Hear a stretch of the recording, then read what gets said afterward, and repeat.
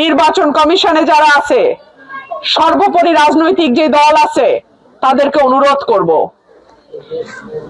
এই নির্বাচন ৭৩-এর মতন কারচুপি করার ভুল কেউ করিয়েন না।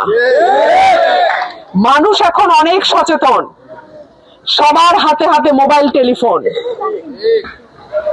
মানুষ কিন্তু যে ঠকায় তাকে ছেড়ে দেয় না।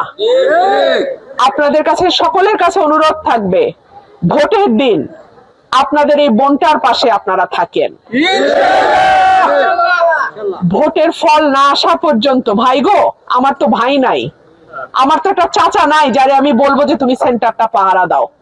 আপনারা আমার ভাই চাচা হয়ে আমার সেন্টারটা পাহারা দিয়ে, এই চিন্তায় যেন কোন গুন্ডা কোন রকম মানে ভয় দেখাইয়া কেউ যেন আমার ফল চুরি করে নিতে না পারে। দেশনেত্রী বেগম খালেদা জিয়া যতদিন জীবিত ছিলেন, আমার মায়ের মতো, রাজনীতিতে আমার মায়ের মতো, আমার মাথার উপরে ওনার ভালোবাসার হাতটা ছিল। আমার নিরাপত্তার জন্য উনি যথেষ্ট ছিল। আল্লাহর জমিনে উপরে আল্লাহ, নিচে ছিল বেগম জিয়া। আজকে উনি আল্লাহর মেহমান হয়ে গেছে, কিন্তু ওনার হাজার হাজার লাখ লাখ কোটি কোটি কর্মী উনি বাংলাদেশে রেখে গেছে। আপনারা যারা দেশনেত্রী বেগম খালেদা জিয়ার সৈনিক, আপনারা এই আসনটা দেশনেত্রী বেগম খালেদা জিয়ার, যিনি স্নেহধন্য,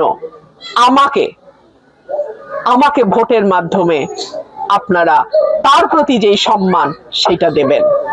আমি আপনাদের জন্য ১৭ বছর অক্লান্ত পরিশ্রম করছি। আমি সংসদে, টকশোতে, মাঠে এবং টকশো থেকে শুরু করে সকল জায়গায়, আন্তর্জাতিক ক্ষেত্রেও আমি কিন্তু বাংলাদেশের মানুষের যেই কষ্ট, ভোট দিতে না পারা, নানান রকম মামলা হামলা, গুম করা, এগুলোর বিরুদ্ধে আমি কথা বলেছি। আমি যখন সংসদে ৩০০ জন এমপির বিরুদ্ধে একা দাঁড়াইছিলাম, আমাকে যদি সংসদে মেরে গুম করা হতো, একটা মানুষ ছিল না আমার লাশটা বাইর করে। দুনিয়াতে আমার মা ছাড়া কেউ নাই, সেই মাও অসুস্থ। এইরকম একটা সময় আমি আপনাদের দরজায় আসছি। আমার মাকে বলছি, মা গো, তোমারে ঢাকায় রেখে গেলাম, তুমি আমার জন্য দোয়া করো। আমার মা বলছে, মা তুমি জয়ী হবা ইনশাল্লাহ।